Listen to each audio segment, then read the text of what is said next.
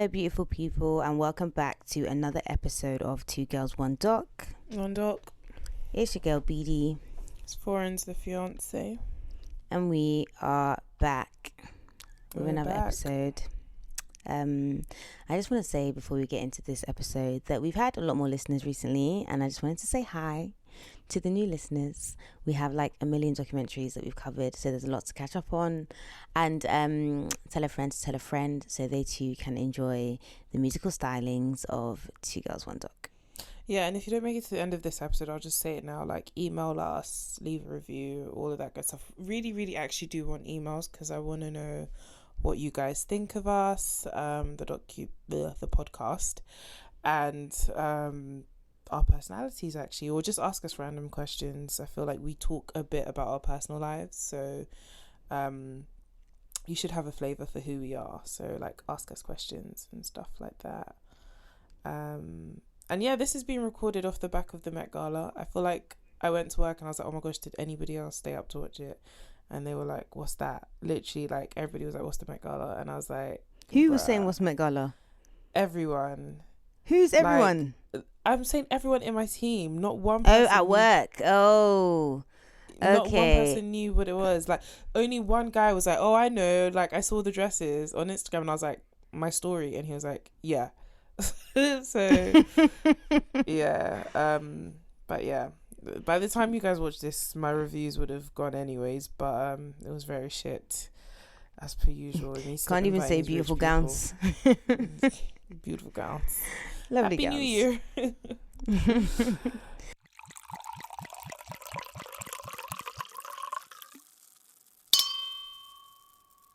So this episode we are covering the documentary Surviving Death, and it's the last episode on Netflix called Reincarnation. It's weird is all I'm gonna say. Really, like, it's very strange. The documentary opens up and we are in Indiana, Pawnee, and we meet. I was thinking of Gary, where Michael Jackson. What was his actual name? Jerry. No, I was thinking about Gary, Indiana. Isn't that where Michael Jackson's from? Oh, is it? Yeah, he's from Gary, Indiana. I was thinking Pawnee, Indiana, which is not a real place. Yeah, that too. I don't think. I think they actually made up Pawnee. Yeah, they did. They did, yeah. So we meet Atlas, who is 5 years old, and his mum, Erica Auberry. And Erica's telling us that when Atlas is 1.5, he starts having like night terrors. Like, he would wake up screaming, his eyes would be open, like he's in pain, like he's like proper screaming, not like like terror, right? And it happens for years. They take him to doctors, they don't know why this is happening, like very strange vibes, right? So then one day, Atlas is 5, they're in the car, Erica's driving, Atlas is staring out the window, and he just randomly says, I miss when my mum took me to the playground. And his mum was like, oh, like me, you missed me when I took you to the playground. And he was like, no, my mum with the pretty hair. And so his mum, Erica, is like, okay, like clearly this guy is like joking around. Yeah, she kind of indulges him and is like, oh, what was your mum's name? And he was like, oh, her name was Washington, but my name was Jalen Robinson and someone killed me. And I just think, I'd have to throw my kids in the bin, put them in the air fryer at this point. Like what the fuck? I'm not trying to hear this. Like, what the fuck? And it gets even more strange because his mum is like, interesting.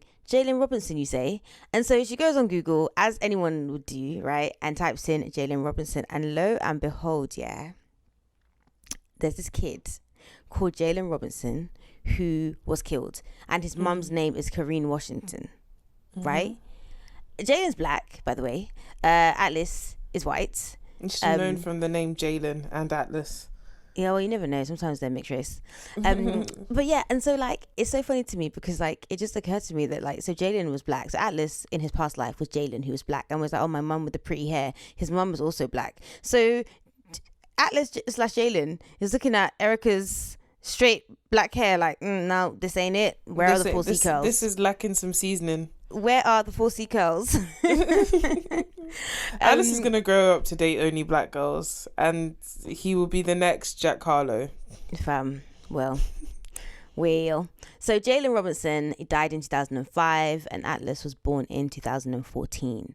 So Erica's kind of like the fuck? Because like this kid, like he just out of thin air just comes up with this name and this story, and that's basically what it was when she googled it. Yeah, so she Erica googles, you know, if this happens to other kids, has she got a demon child, you know, what's going on, kind of thing. And she finds this guy on Google called Jim Tucker, was it? I'm gonna go with Tucker. Yes, Tucker. And his whole thing is he studies reincarnation. So she contacts him. Great. So now we meet Jim, who tells us about reincarnation. You know, he studied reincarnation for a long time and says that sometimes kids have these memories of a past life, usually age around 2/3, right?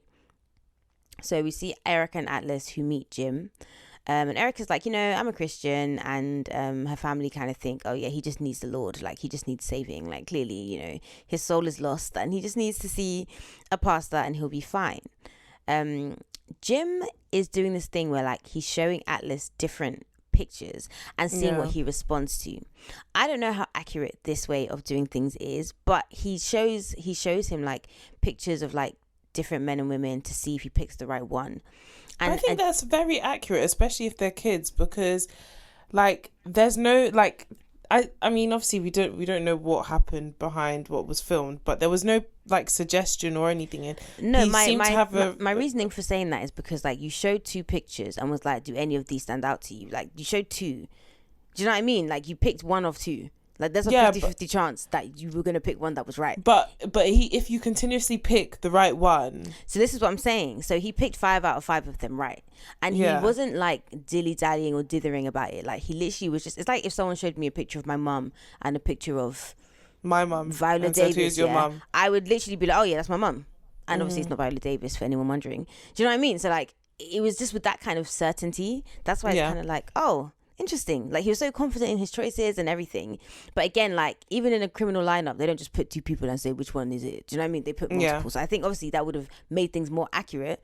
But it is weird that like he 5 out of 5, like he's literally 5 for 5. He gets them all right. Yeah. I got 5s on it. And every time I hear that song now, I just hear the dun, dun, dun. Do you know the Get Out one? Not Get Out, Us. The Us version. Oh yeah. That's what I hear. So Jim believes Erica. You know, he doesn't think that she's lying, and he believes that Atlas is actually having memories of a past life.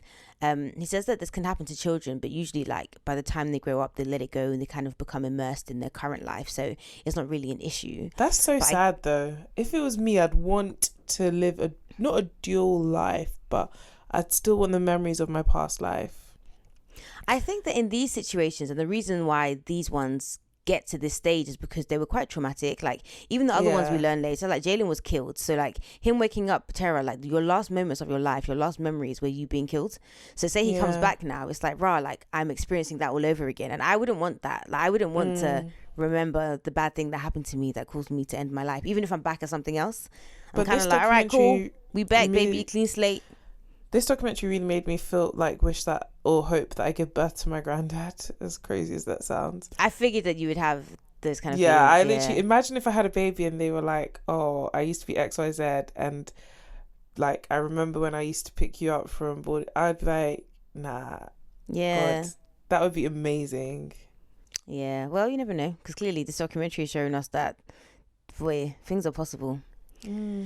So Jim tells us about a whole department dedicated to reincarnation and children remembering their past lives. It's called DOPS, DOPS. It stands for something I didn't write down. Lots of children have like birthmarks that like match the people that they sort of claimed that they were. And he just kind of, there's this whole bit about them talking about, you know, some cultures are more open to the idea of reincarnation than others. Some religions are, you know, that kind of thing, normal. We meet this guy called Alex Stoney, who they say came back as his granddad, who was called Albert Tate.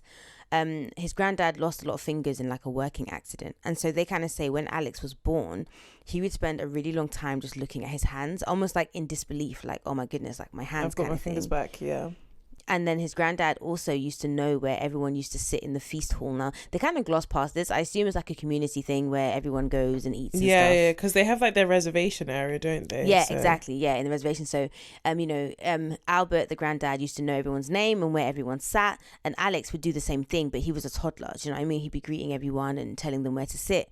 And so he believes, and their family believes, that he'd been reincarnated as the granddad, and he kind of feels like it makes him more connected to his community and everyone on the reservation and that kind of stuff. That's beautiful, though. I think it's very lovely that he took it and he ran with it that way. And he seems to still be like, I don't know if he's still immersed in the reincarnation, but he's very much in touch with it. But I wish they'd gone into more detail about the similarities, like rather than just say those two things. I mean, I think with this one, it's because they're related. Like, there's less to prove. Do you know what I mean? If I believe it and you believe it and we're all family, like, then we believe it. Do you know what I mean? We're in it. Yeah. Kind of thing. And also, I think that's just an example of one of the kind of cultures that this is not a big deal. Like, this is what they believe. This is normal. Yeah. It's just nice that he came back as the granddad. So now we see Jim meeting this guy called Ryan Hammond, right? This is really bad. This is really bad. But I'm just thinking that, like, if someone's reincarnated and like you have sex with them, it's a menage a trois. So and then they can hit you with the skills of the old person and their skills, so you're really getting two for the price of one. No, but then that's like saying if like so you're reincarnated as a kid that was killed, so now what are you? I'm not talking about a kid that was killed, please. I'm talking about grown adults. So like it only cuts off. So if someone came to me and was like, oh, I'm reincarnated as Teddy Pendergrass and we slept together, I'm getting Teddy's skills plus Dick, you. Yeah, okay. So it's Teddy Dick plus you Dick. But then anyone can just say anything. How can you verify that it's Teddy Dick? You don't know if it was a verifiable source. And then you're having a menage a trois. Okay. So we see Think Jim. about it, guys. Think about it. We've really thought about it for too long. We see Jim, who meets Ryan Hammond. Do you know how many times I want to say Ryan Howard? Do you know how many times I was like, it's Hammond. The real crime, I think. It was weird. So Jim's meeting Ryan. Ryan, I think at this stage, he's like, I don't know, 16, 14, 15 in the present day, right? But Jim first met him when he was 5, right? So Ryan, his own, so this is a new story now. Ryan's own is that he has memories of a life in Hollywood. He used to direct movies. So his mum, Cindy, is like currently in the present day reading the letters that she wrote to Jim initially, basically being like, rah, like my kid's kind of mad, what's going on kind of thing, yeah. Ryan is an absolute weirdo. I'm so sorry to... So why is it okay for what's his name? Alex, who was reincarnated. Why is Alex not a weirdo and why is Ryan a weirdo? Because Ryan has weirdo vibes. It's not, Alex did not have, Ryan was really weird. And he had old man vibes as well. Of course he had old man vibes because he came back as an old man. I guess, but like, it was just weird. Don't you think his vibe was off? I think that Ryan has been through some shit. And I also think that like this has... In this life or the past? Yeah, well, both. I think that like... Jim, this is his life, innit? This reincarnation stuff is his life, right? I reckon that these kids, say they've had their past lives, say we believe in the reincarnation thing, yeah, I think that they would have had these memories and these memories likely would have faded and they would have just like forgotten about them and then become, I don't want to say normal, but like more engrossed in their actual lives as of today and this life that they're in, right? I think that Jim following these kids from 5 to like now he's a teenager, right? So that's like over 10 years, yeah, following them. It's like it doesn't allow Ryan to like not think about the fact that he had a past life or he had these past memories. It kind of like traps you in this for Jim's benefit in order to study it. And I don't know how helpful that is for these children. Fair. Is what I'm gonna say. And I think that maybe has contributed to maybe because Ryan seems maybe like a bit socially awkward or a bit like just out of place. And yeah, maybe it's because he's really a 61-year-old man, yeah. But maybe it's also because like he's not been allowed to not be a 61-year-old man. Do you know what I mean? Like his whole life. Ghost of Duke Ellington, isn't that his name from Big Mouth? Oh yeah. The Duke. I don't know. Is it Ellington? Yeah. Yeah, exactly. It's there. It's haunting him. So I mean, and I kind of got this because like Ryan gets really emotional when his mum's reading out the letter that she first wrote to Jim, and he kind of goes away. And the story that Ryan's mum Cindy tells us is similar to like Atlas. Like around 4 or 5, Ryan starts getting nightmares. And then we hear the first story that Ryan ever told. The first story that Ryan ever told, he said, "Mom, I think I need to tell you something. I think I used to be somebody else." It kind of shocked me. He started talking about living in a house that had a big swimming pool and it was full of children.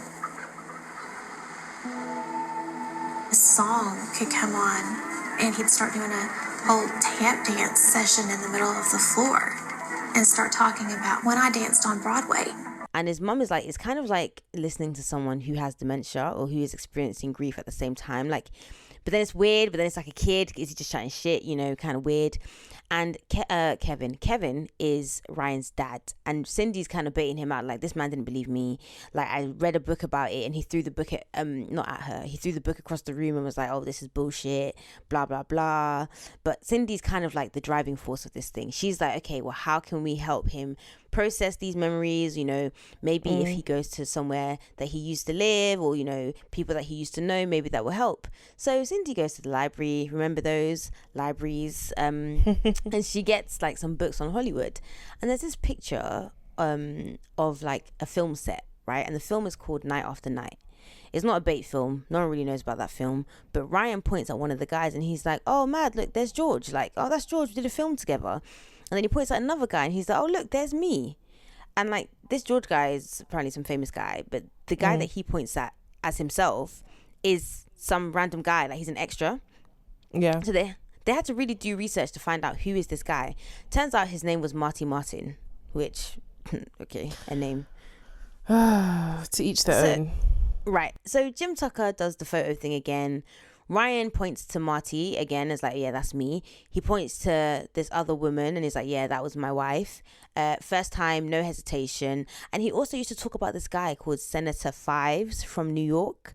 And they couldn't find a Senator Fives from New York, but they did find a Senator Ives from New York. And it turns out that Marty knew that guy. So it's kind of like, okay, maybe in like the, the death of things, maybe Fives became Ives or Ives became Fives or whatever, but it's still very weird and very creepy and very like, okay, interesting, So Jim tells us that over the years, Ryan made over 200 statements about his past life as Marty, but a lot of them couldn't be verified. They couldn't be verified because they were like personal things. It's like me saying, oh yeah, I used to braid my hair every day, or oh yeah, I had a dog and it was called Melon. Do you know what I mean? It was things like, it's more like, oh, I used to wear pink pants. Yeah, like, exactly. Who's good? It's like the stuff that people wouldn't really know unless they knew you or they lived in your house or they were around you at that time. Like stuff that maybe my sister would know, but maybe like, other people wouldn't know. So they find Marty's daughter, right? And like, I think this is crazy. Like, to me, I lose my parent and then you come to me and say, oh, yeah, this little kid is your dad. I'd be like, can you piss off? I'm grieving, yeah. But I can understand why for some people, maybe that would be a good thing. For me, I would be like, what have you come to achieve here? But anyway, they come to her in it and they're like, hey, this might be your dad kind of thing. Yeah. So now we're in Los Angeles and we're with Marisa and she basically says exactly what I'm thinking. Have you ever received a call that a 6-year-old was your dad? I've never heard of anything like that. Jim shows her all the details that Ryan has about her dad, and she basically, her aim is to like confirm or deny them, right? And so there are so many of them that are true. He ran an agency. That agency was responsible for changing people's names. He lived on a street with rocks in it. Turns out that Marty lived on Roxbury Drive. He had a house with a pool. His mum had curly hair. He had a green car. And Maurice's like, when the green car won, she was like, no, he didn't have a green car. But it turns out he did have a green car. Yeah. He had many wives. He tap danced. His favorite restaurant was in Chinatown. He had a younger sister. Marisa didn't know this. But after learning this, she found out that he did actually have a younger sister. Another one was he bought his daughter, so he bought Marisa a dog when she was 6. She said that was true. Which is really specific. She didn't like the dog. She said that was true. We even see a picture of her with the dog. She's looking very friendly with the dog there, but we know deep down she hated the dog. That dog. And then this is the weird one as well. Ryan said that when he died, he was 61. And so the death certificates say he was 59. But then they're able to look through all the records or births or whatever it is, yeah, and they find that he actually was 61. So like Ryan is / Marty is He's spitting really, facts. He's spitting fact. Like this is not. He's not chatting shit. Do you know what I mean? This is not a prank. This is not. Oh, this is not a drill. This is not a drill. Like this is crazy. And so now his dad Kevin jumps on board and he's like, oh, rah, mad, okay. This is weird. Marisa is always like, rah, this is weird. Like, and also like now Ryan's not a kid. Like he's like a teenager. He's grown now at this time. So he's like further removed from the Marty days, but still very much engrossed in the Marty days. I think mainly because of Jim and his mum. Because Ryan is telling us he no longer really talks about his past lives. They go to meet Marisa. Again, I'm like, I don't really know why, if not just for the documentary. I just feel like other than it being filmed, it's kind of like, to what end? But also when he got to Los Angeles, why did I say it like that?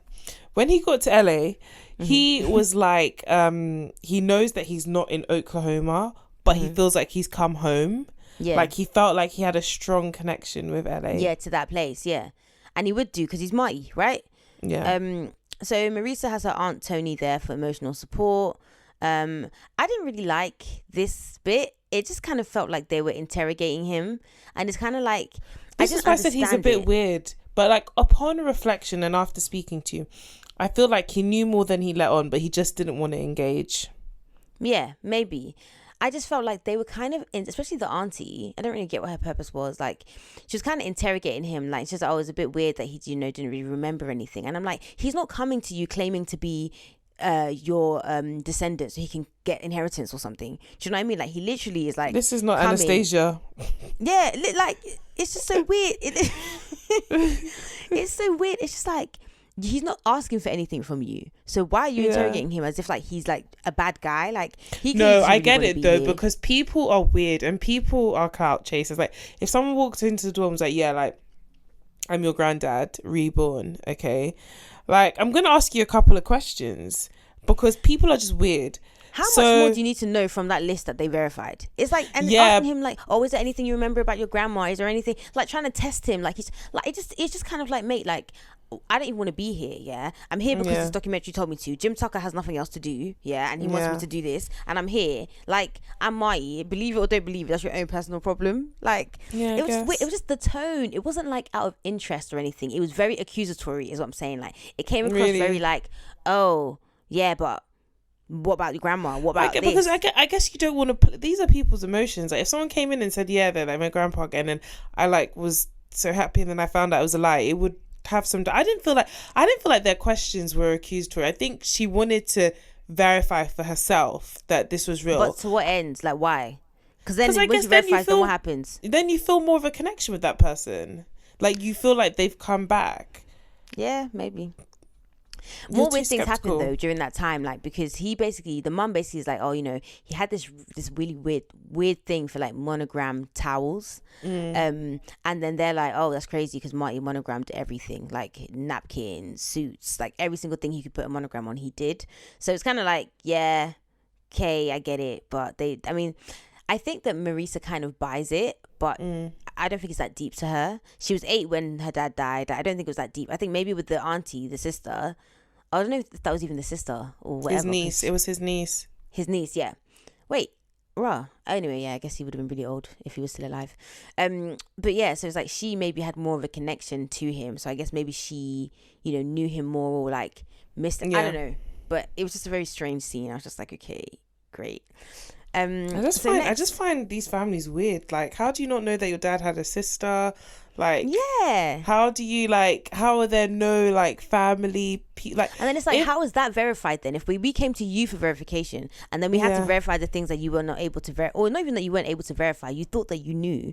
And it was probably birth records and things like that. They searched. But the green car. Maybe they asked, I don't know, other people, this is what or they saying. searched the pictures she hadn't seen or something like that. Because there was a picture of it. But what I'm saying is that they went to her to verify and she said no, he didn't have a green car. So what made them then go further to actually find out, actually he did have a green car? Oh, they probably did their research on everything. Asking her was probably just one of the points of checking. Yeah, but I just find Yeah. it so strange. Like, I can tell you the exact car my mum drove when she was in uni that my dad, like, when my dad and her met, but I wasn't born then, obviously. Like, I can tell you, like, stuff about my granddad when he But was then in uni in Miami. Like, Well, then but that's I probably was, because your family are like great historians and talking stuff. Like a lot of families probably don't chat yeah, so like that. that was strange for me. Like, all these things that you did. Like, I know the kind of, I know the shoes my dad wore in primary school, Cortinas. And his mum bought him a pair of these Cortinas, and he got into he lost them playing football, and then she bought him some other stupid shoes. I know his first crush, Margarita Prakata. So Google her. This woman is scary looking. Actually, I'll post a picture of her on our. You better post it because you be saying you're posting, and you know be posting. Oh no, I'll post this one. You better post that one. I want to see, and I didn't even hear what the name was, so I'm really looking forward to it. Can you say Cortinas?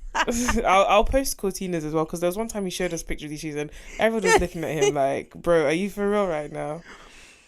God, I really don't think there'd be anything to laugh about in this episode, but here we are. Yeah. So next we meet James Leninger, and he's on a Zoom meeting with Jim. Again, this is another one of Jim's. Is Jim a licensed therapist? Listen to me. Because now he's giving me serious quack vibes, like, and people just let him in their house around their kids. Like, is he licensed? Do you know what it is giving me? Yeah, it's giving me like, you took this too far, because studying them as kids I understand, but surely it comes to an end. Like, and this is what I'm saying. I feel like a lot of them, like Jim's involvement, I think was too much.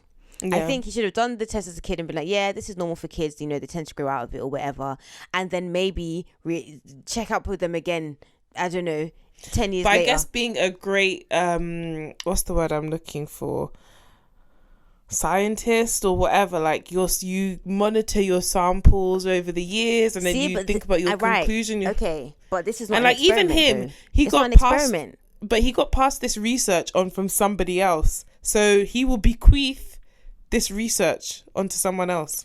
Yeah, I mean, fair. And I guess it can be research, I guess so, but then it's like, I don't know, the whole thing, this documentary, I just kept thinking to myself, to what ends? Yeah, but yeah, so again, he's another one of James's subjects. We'll say James, you know, Jim is Jim's, oh god, this is too much.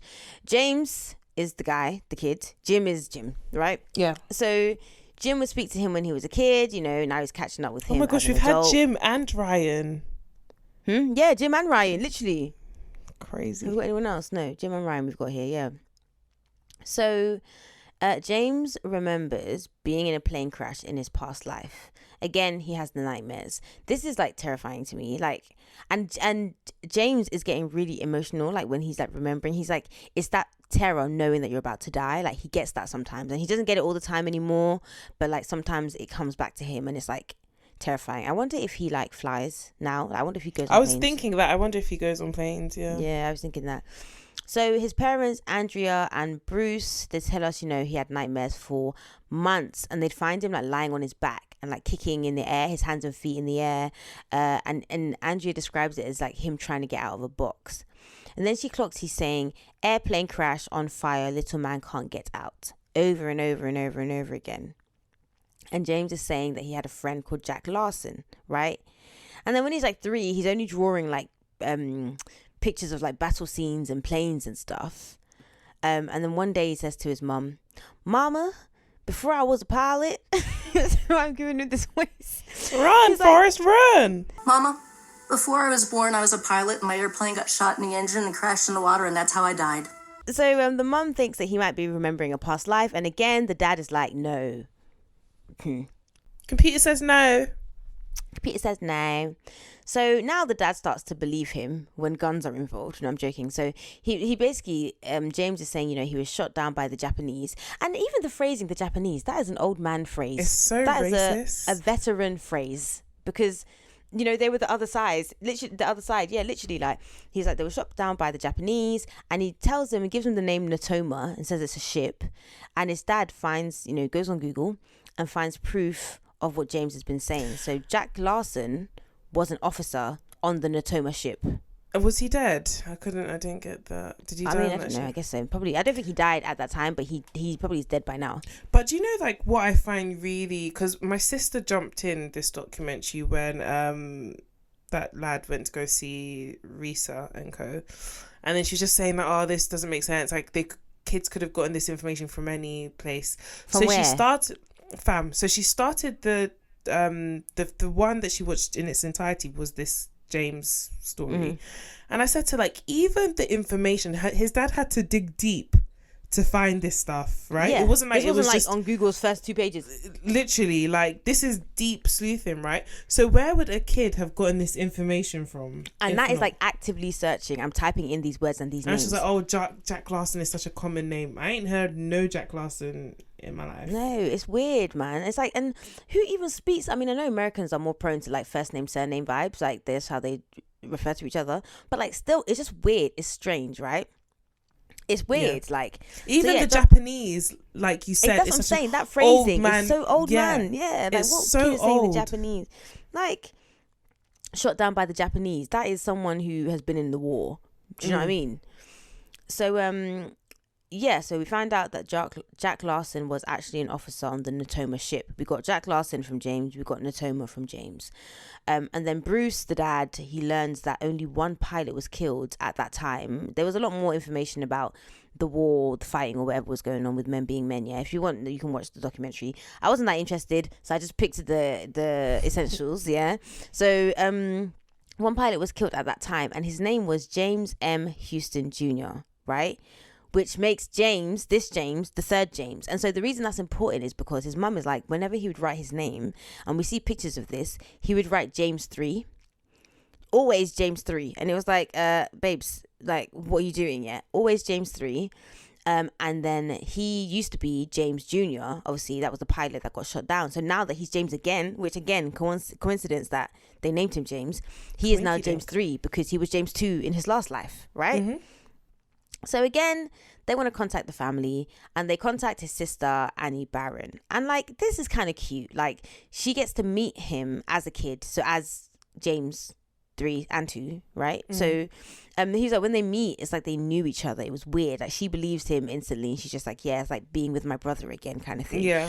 And I feel like, you know what? If that gave you all the feels and everyone was happy, then cool, fine. What is there to say? Do you know what I mean? It was a very different situation to Ryan's situation, but I also feel like James was still a child at that time. And I feel like James somehow has learnt to live with both, because I can still feel his connection to the other James whilst being himself, I guess. Yeah, exactly. It seems like he has developed or been able to like acclimatize better to his new life. You know? I don't know. So we see that his parents take little James to Japan. It's weird. I mean, it's not weird. I mean, I get it, but it's also like a lot of effort and a lot of privilege, because who has the money to be taking their kids to Japan? But you know, one thing that was clear: have one kid, because they had one kid. Was he the only one that they had? Yes, it was the three of them. Even the mum said, and then flipping the other guy also had one kid. If you have one kid, you can kind of like. What's the word I'm looking for? Entertain, like, you have endless patience and funds for their shenanigans. Like, they went to Japan and had a whole thing, and they It's true. They took him where the plane crashed. They gave him closure, and it's really weird. Like, James is bawling, he's like sobbing. He is crying like a war widow. Yeah, he literally, and it's like he's mourning his past life. Like, he's like, this is where I died. Crazy. It's wild. And after that, like, they get on land, because they're in the boat and everything. They get on land. This guy's living la vida loca. It's like literally closure. It's like he's like. Whew. He said it, yeah. But you know what was so cute? That moment with him and his dad. I was like, this is the love I love seeing that fathers have for their sons, because I like it when parents treat their children like people. Like, I like it when they acknowledge that this is a child, it's a little person who like has feelings, thoughts, emotions, and those things matter.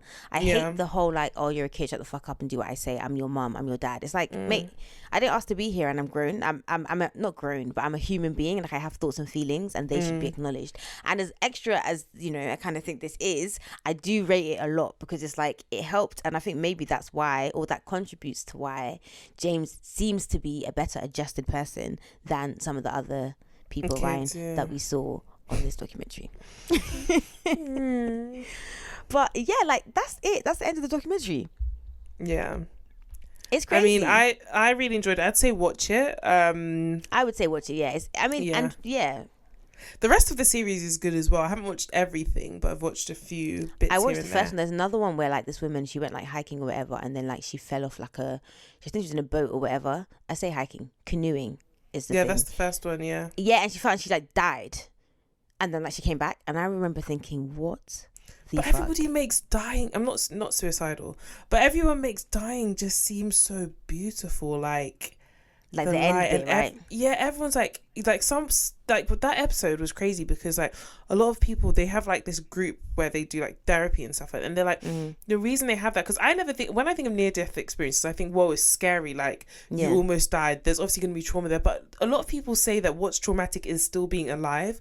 Like nobody understands that, like you actually want to be dead, not in like a crazy suicidal way, but what you experienced was so beautiful. And like she was even saying that she didn't want to go back into her body. Yeah. Like she wanted to be wherever it was that she was going. Yeah. Like, and as crazy as it is, it's like, bro, like, is it that I can't wait to, I can't say I can't wait to die, because I know what my experience would be like. All the evil I've done is more than enough. So I might be seeing a darkness, God forbid. But no, like to think about like going into heaven, and like I've heard other people say that like they recognize people they never met. Like they recognize people and they were like, oh, that's like my grandma, but they never met their grandma. Like they just recognized that it was, and like, yeah, like, bro, I think there is something very and peaceful about death, something very final or like complete. Do you know what I mean? And I feel like, I don't know, obviously I don't it's the end die. of a book. It's like a book, but it's the end of a book. Like it's like you finish the book. It's like, but I think you only say that in situations where there's kind of like closure. Like sometimes there isn't, so it can be, it doesn't feel very final, because it's like that person still, you felt like they had so much to do. I feel like death is hardest for the people that didn't die. It's like around you. Do you know what I mean? Okay, when you are the one that has died, like, okay, cool, now I'm dead, like what's next kind of thing. Do you know what I mean? I feel like it's hardest for everyone else, because it's like raw, like, do you know what I mean? But yeah, I mean, it's crazy. The thing is, like, this reincarnation, before watching this, I would have been like, okay, yeah, reincarnation, if you like it, I love it, do you know what I mean? Whatever. Yeah. But like, I would have probably like erred on the side of like, yeah, that's not true, that doesn't happen.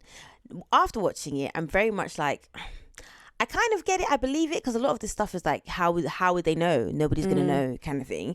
But also, I don't understand it, right? So it makes it hard to believe it in terms of like, I don't understand like by what mechanism, like what determines whose soul enters who and when. Like, why is it not that Jalen died in 2005 and then Atlas was born in 2006 or in 2005? Do you know what I mean? Like, what happens? Like, and then like, how many times can it happen? And then like, does your soul, like, I have so many questions, and I just feel like if there was a mechanism by which I could understand that it happened, I'd be like, alright, cool, I see it.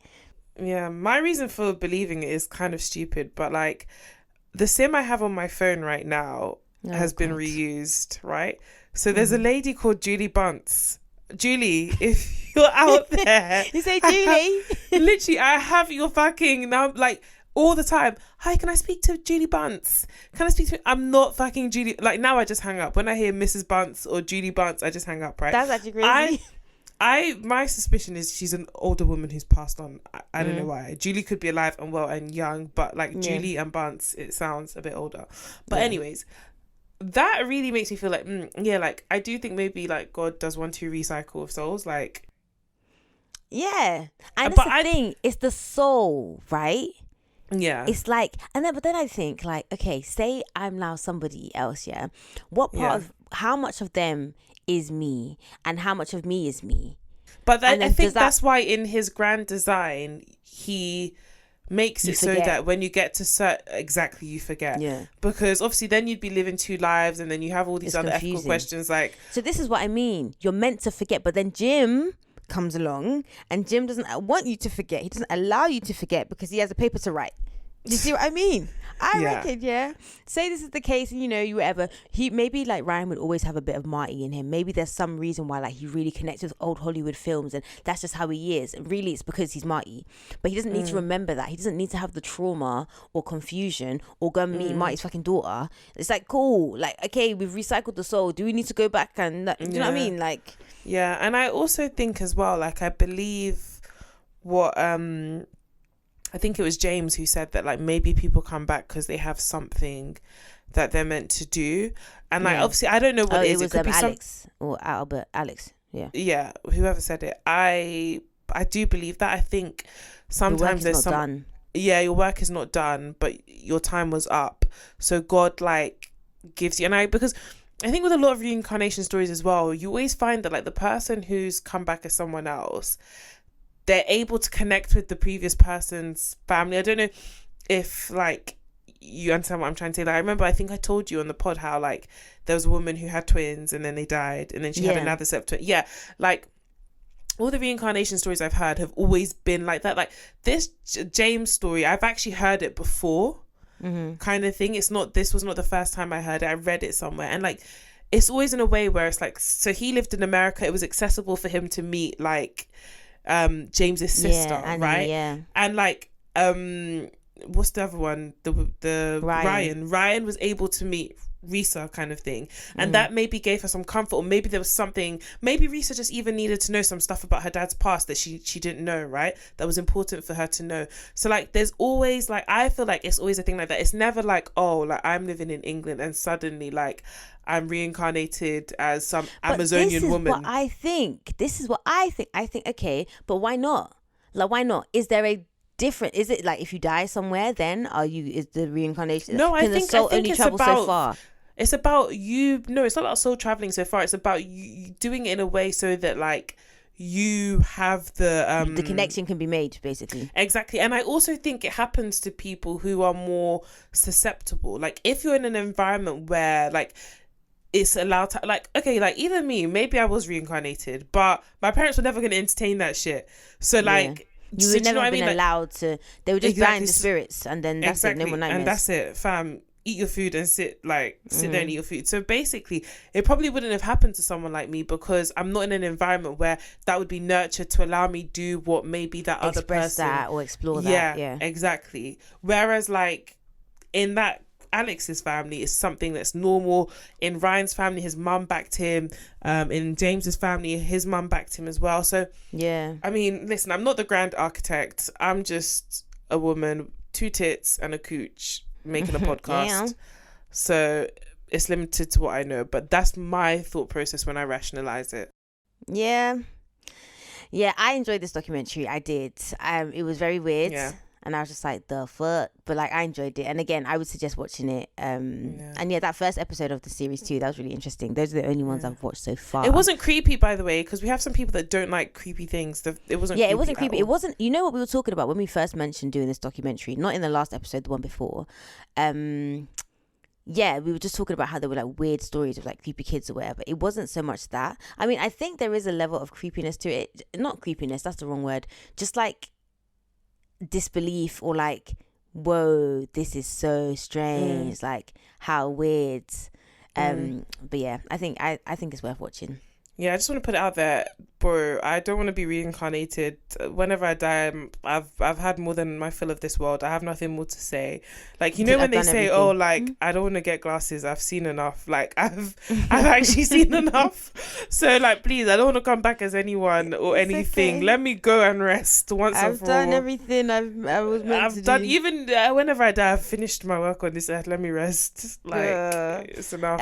So now it's time for the real crime, I think, was the beard. Our segment where we focus on something during the documentary that may not be criminal, but we definitely consider to be a crime. Have you got one?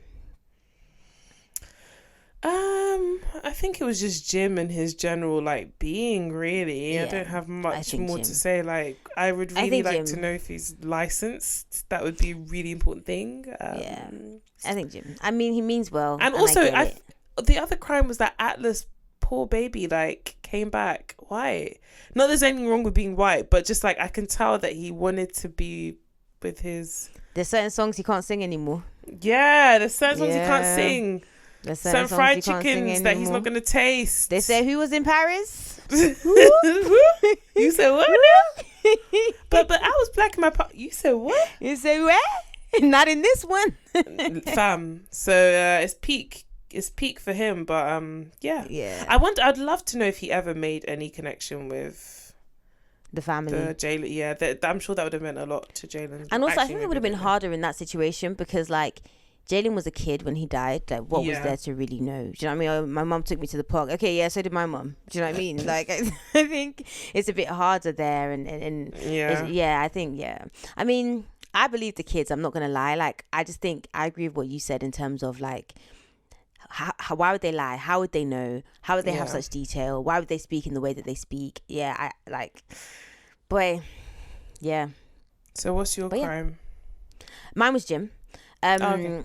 Mainly Jim. I also was like contacting the families to be like, oh no, I'm your granddad. It's like, all right, man, cheers. Okay, I heard. Do you know what I mean? Just seemed very unnecessary to me. But obviously, following further discussion, maybe I get it a bit more now. I still, if it were me, maybe because like my grandparents are all dead, but like we weren't boys like that. Do you know what I mean? So maybe if like someone that I really loved had died, like the thought of being able to speak to them again or see them come back would make me think like, yeah, I want to know, like speak to me kind of thing.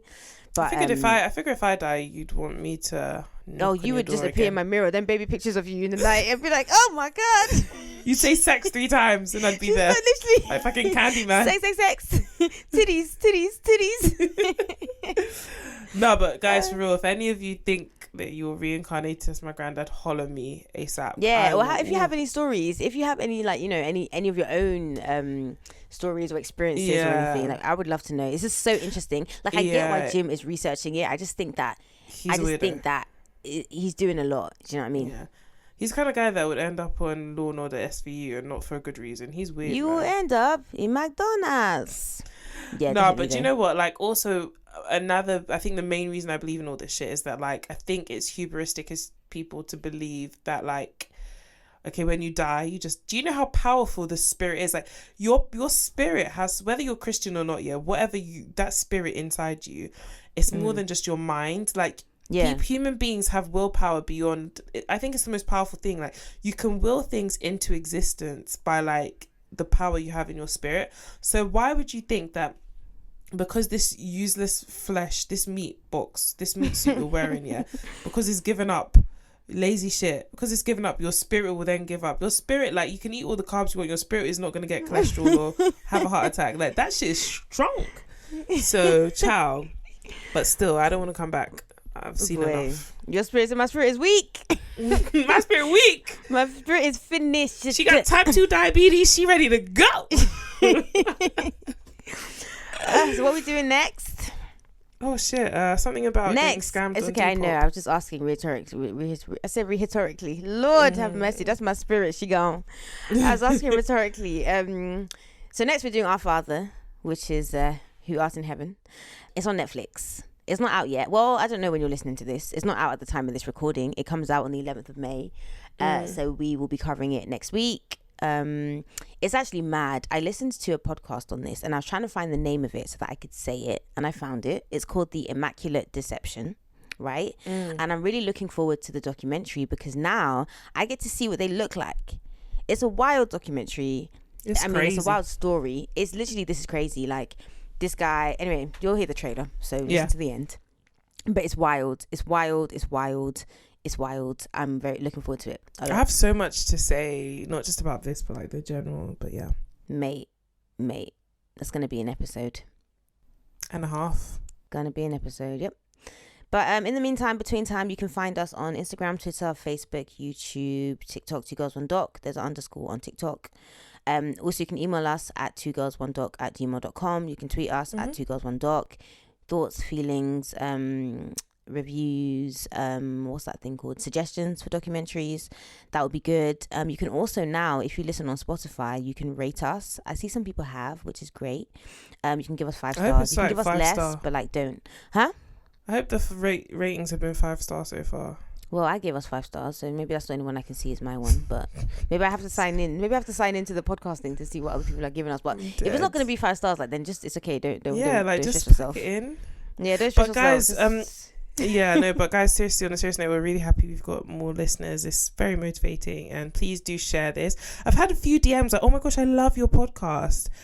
So share it. Like, a lot of people watch documentaries. Fucking share this shit, or I'm gonna pull up on your door. Okay, So I'll reincarnate into your fucking ass. literally. But yeah.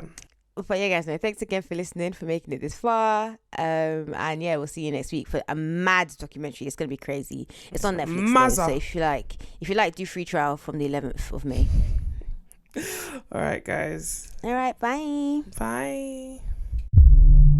Growing up, I felt different. I was 35 and I take a DNA test. When I opened up Ancestry, I had over 3,000 hits. All of these random names were popping up, and it said close family. We all matched the name Klein. Dr. Klein was the best infertility doctor in Indianapolis.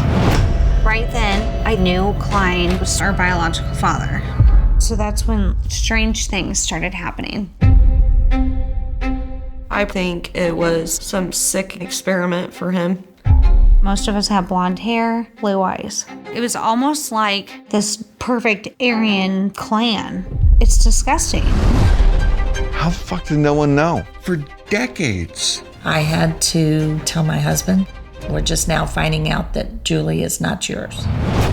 I reached out to every news outlet, big and small. This was a person of a position of power. He's known in our community as a philanthropist. He's an elder of the church. And the Attorney General's office. I don't deny that it was a sexual violation, but legally, there's just no crime that touches this particular act. The majority of us live in a 25-mile radius of each other. I walk around and I can be related to anyone. I dread every new match that comes, but they just keep coming. You're praying, please don't let it be somebody I know. Please don't let it be somebody I dated. He wants me to keep quiet, but I will never back down. I will fight to expose all of your secrets. He's hiding something more sinister.